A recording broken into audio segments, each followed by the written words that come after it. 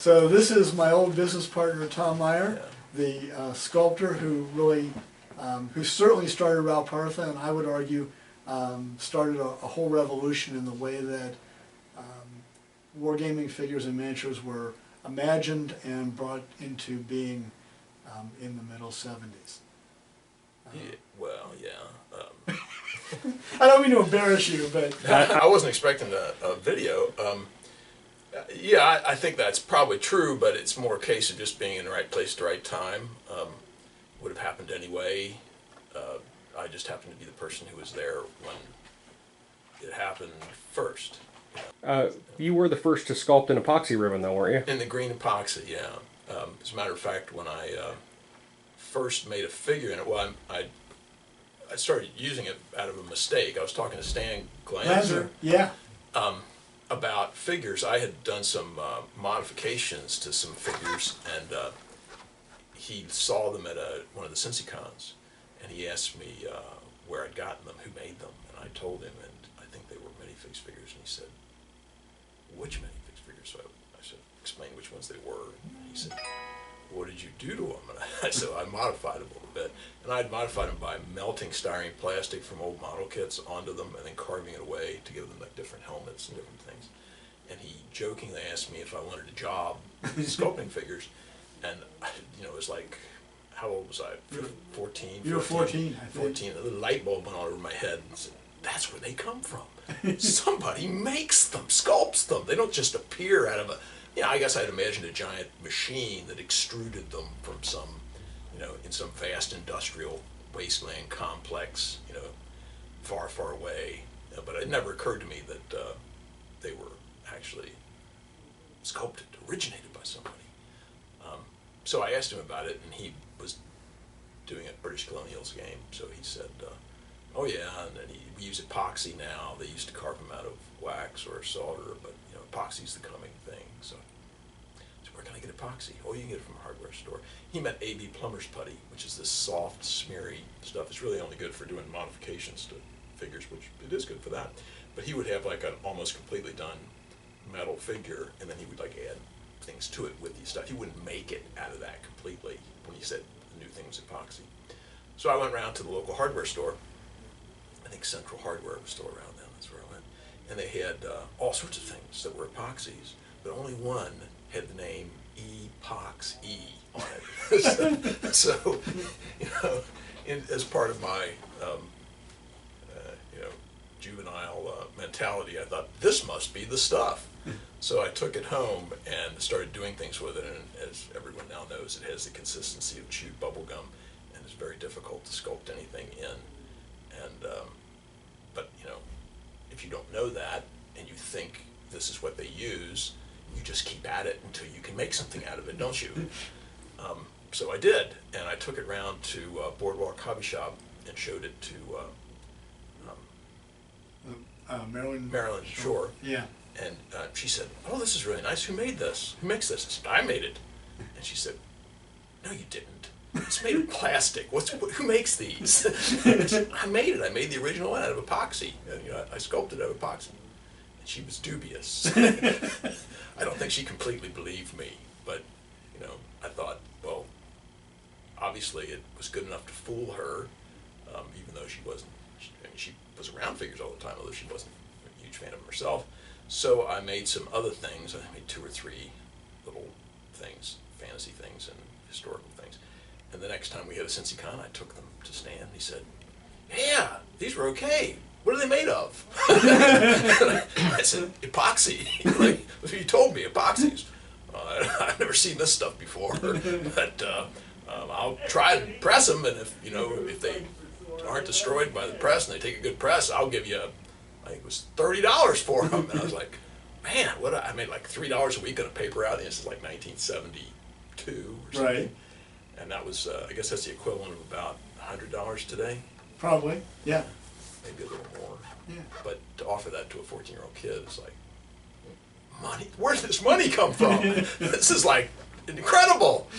So I did quite a few figures for him, and eventually got up to the pay of $60 before I found out that the going rate was like $120 for figures at the time. And that's when we started Route Partha and percent. It did start something with that accident, because these days, no matter who does the figure and no matter what they're made out of, they're pretty much universally referred to as greens. Yeah. Yeah. From Well, the green there putty. had been, at the time in England, they were mainly using, they were using the metal carving for the old methods, like minifigs used still carved in solder. They would simply add to a figure with solder and then they carve it away. But they started using epoxies. They used milliput, which is very hard, brittle epoxy and crumbly when you try and work it, which it doesn't hold the detail very well for that reason. And so they had, relatively cruder figures. The thing that really stunned them when I went over there was the chainmail that I made by using the elasticity of the green putty to pull lengths of chainmail. I think your chainmail stunned everybody when They you first did up it. to then the convention for chainmail was to poke little holes. Right, And it looked like at the top of a pepper pot. right. All over the figure. And I thought this stuff stretches, and that's not what chainmail looks like, so I just hooked and pulled like you were knitting. And people thought, how is this possible? Because if you do that with milliput, it tends to crack, and the rings just come off, and Right. it looks horrible. I think that That was the first thing the twins wanted to know when I met them. How do you make chainmail? They're both like simultaneously saying it. How do you make chainmail? those are the And Perry twins, right? Very twins, yeah.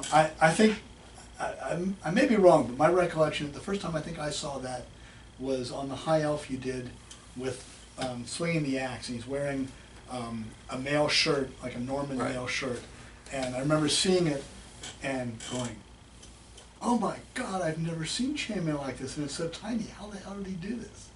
Well, I don't know if that was the first figure I tried the idea out on, but when I first, I seem to recall when I first tried it, I didn't realize the full potential of what you could do with really making the cuts deep and leaving lots of space in between them, so they kind of ran together. It looked almost more like lamellar than chainmail. I think I did it on a dwarf figure that I did.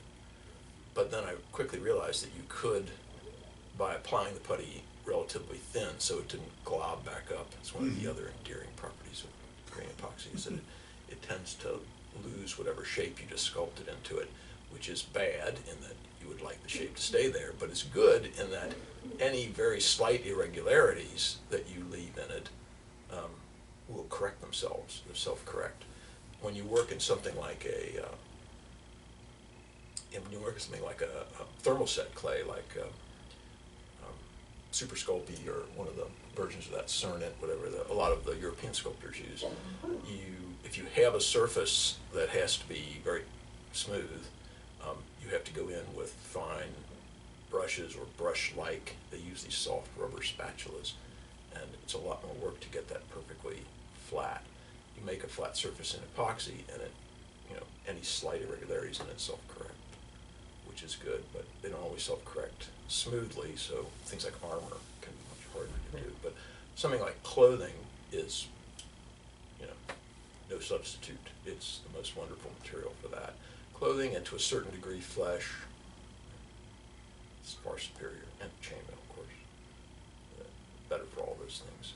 If you could change its properties, in the midst of working with it, I would, but for overall, I can't, some people do mixes and things, but it's too much trouble, that stuff around. It just, it doesn't take that much longer to get the same thing with just straight green putty, so that's all I've ever used for small figures. When Route Partha started, it was about matching the dominant figures of the time. Since figures, when you're sculpting, especially when you're sculpting when you're modeling with a soft medium as opposed to carving, there's a tendency for it to get bigger as you make it, which is probably part of what has happened with the scale creep. If you don't really control yourself and constrain yourself when you're sculpting it, it tends to grow. It does not tend to shrink. It tends to grow. It might have just been about the sculpting style at the time, but the value of the bulk used to be when the figures were made with a softer alloy in lead. Since they moved to no lead alloys, that's when really it became possible to get something much closer to natural proportions, because you didn't have the problem of them breaking at the ankles as much, and fine parts were stronger, so you didn't have to worry about it as much. I mean, you still have to exaggerate things like the thickness of a sword or of a hanging cloth or something, but you don't have to do it as much in tin alloys and pewter alloys.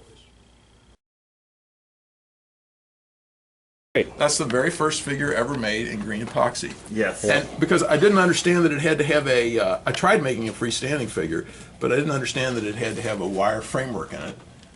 So it just kept flopping around. So I thought, well, I'll make a cavalryman, just stick him on a Hinchcliffe horse.